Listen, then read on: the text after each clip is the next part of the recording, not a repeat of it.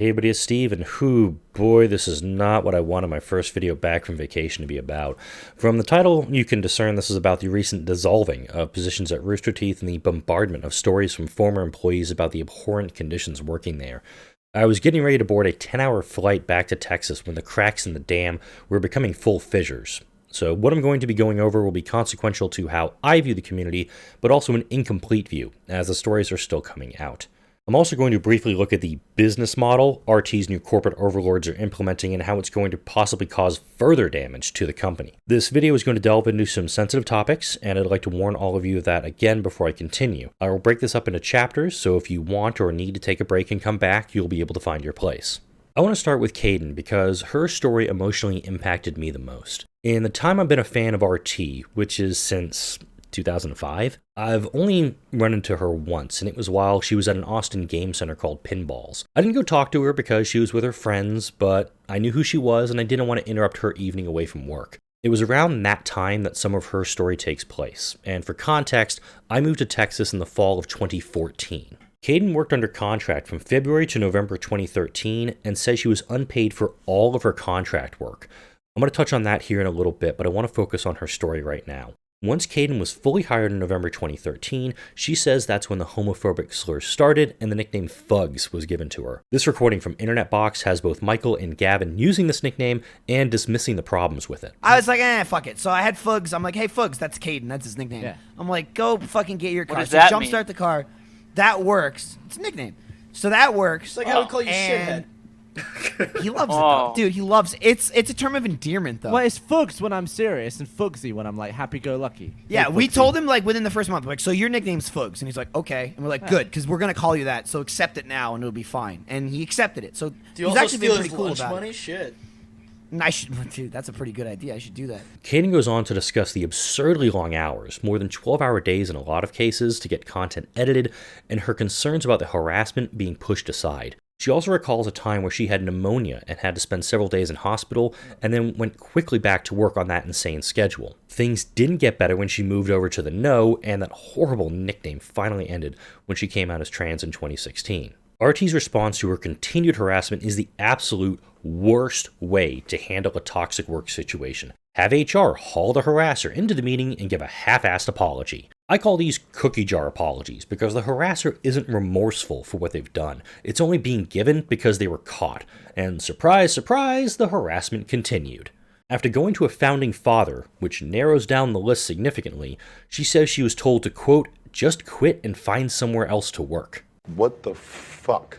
She also mentioned being vastly underpaid as a producer/director, making around $40,000 per year and essentially being unpaid for her voiceover work during her time there. Kdin left Rooster Teeth early this year and is a VTuber now. I'll put a link to her Twitch page in the description. Visible people within the company have posted their apologies publicly and mentioned they apologized privately to Kdin.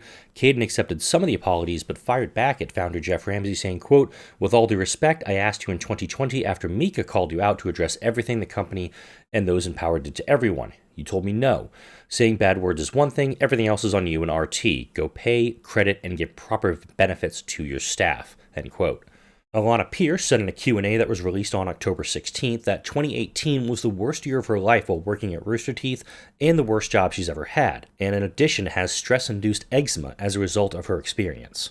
She also corroborated Kdin's post in her Q&A, and I've linked both that Q&A and her YouTube channel in the description for this video.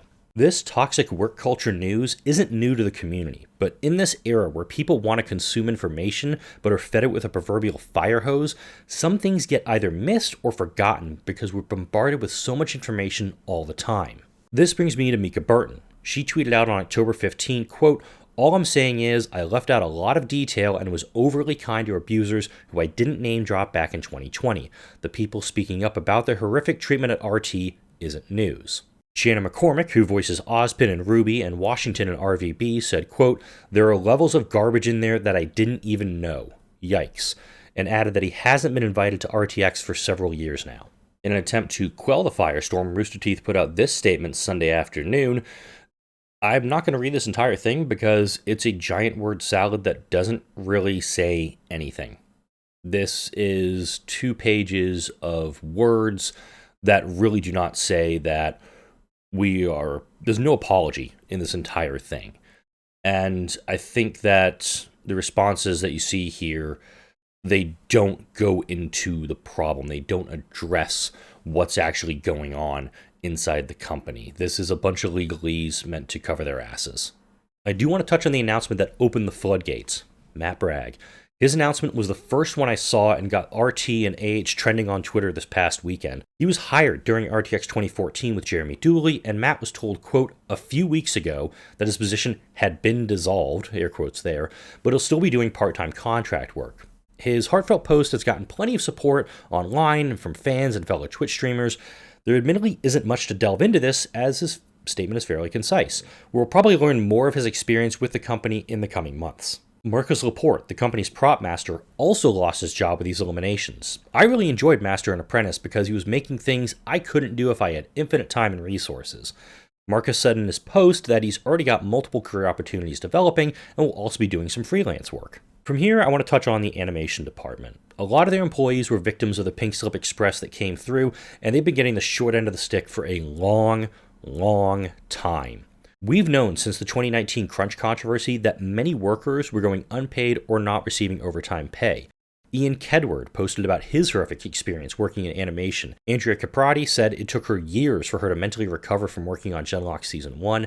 Kim Newman tweeted that she has multiple herniated discs from her mocap work and missed the window to file for workers' comp. I'm putting links to all of these posts in the description, as well as a link to Jules 1019 on Reddit. Jules is trying to keep a thread of the responses to Kdin's post updated as much as they can. Courtney Brennick and Josh Bailey also tweeted their positions have been dissolved, but Josh's tweet was posted on September 30.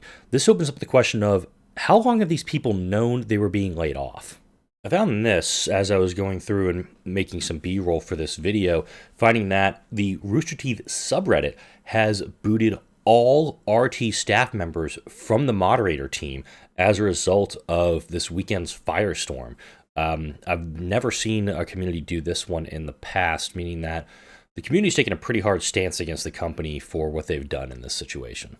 The stories from Kdin, Alana, and the animators I mentioned above all remind me of the terms work martyrdom and quiet quitting. The former involves an employee being pressured to make themselves constantly be available and those extra efforts not being rewarded or paying off for them. The latter is a stupid fucking buzzword that companies are trying to twist into saying employees aren't sacrificing themselves enough for the company. What quiet quitting really means is you're doing your job, but not subscribing to that mentality that your work is your life. Further, this trend of workers not receiving pay for their work is called wage theft, and it is illegal in the United States. According to the Minnesota Attorney General's office, employees in the United States are underpaid by as much as $50 billion per year. Wage theft can take as much as 10% of a low-wage worker's annual earnings. In Texas, there is something called the Texas Payday Law, in which employees can contact the Texas Workforce Commission and request assistance in recovering those wages. Unfortunately, in Texas, any claim must be submitted within 180 days after the date the claimed wages were originally due for payment. If you think you're a victim of wage theft, look it up with your local government to see if there are any avenues you can pursue. Now for the corporate fuckers. Over the years, RT has been part of several acquisitions and mergers. In November 2014, Fullscreen acquired Rooster Teeth and folded Screw Attack into the company. Earlier that same year, AT&T and the Chernin Group founded Otter Media Holdings LLC. In early 2018, Otter took full ownership of Fullscreen and also RT. Later in 2018, AT&T purchased Time Warner for $80 billion and rebranded the whole thing as Warner Media. In April 2022, Warner Media and Discovery completed their year-long merger and formed the black hole of suck called Warner Brothers Discovery. At the head of this ship of doomed souls is David Zaslav, and he's been the CEO of Discovery Communications since 2006. Under this merger, RT is now under a massive umbrella that includes the Discovery Channel, CNN, Cartoon Network, HBO, and the streaming platforms Discovery Plus and HBO Max. Since this merger, there has been a lot of havoc wrought upon the industry. Films like Batgirl being canceled, pulling a ton of content from HBO Max, including hundreds of episodes of Sesame Street, execs fleeing this new company, and somehow Zaslav losing $20 billion of Warner Bros. Discovery's market cap while trying to shave $3 billion in costs. This last week on October 12, Warner Bros. Television said it had laid off 82 people as part of a move to slash its workforce by about 25%. A lot of this will impact Cartoon Network, as the announcement includes that it will get merged into Warner Bros. Animation. Zaslav and Warner Bros. Discovery have been wildly swinging the axe all year, and Rooster Teeth took a mighty blow from it. It is not known how many Rooster Teeth employees were impacted by these layoffs or dissolvings, or, I'm not even call it dissolvings. Fuck that. They got fired, they got laid off. Let's call it what it is. It's clear, though, from the stories that have been coming out for a long time, and even more so the last few days, there have been serious problems under the surface that need to be addressed. To bring this all back to a center, I need to figure out what I'm going to do next. After reading all of these stories and talking to a friend of mine within the company who lost their job, the first step that I and a lot of other folks are doing are canceling our first memberships.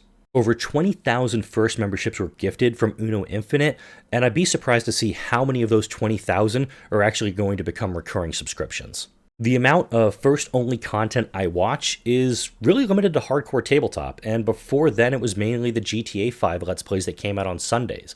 I haven't watched a podcast post-show or last call in months, if not years, and who the hell knows when in 2023 that Ruby Volume 9 will come out.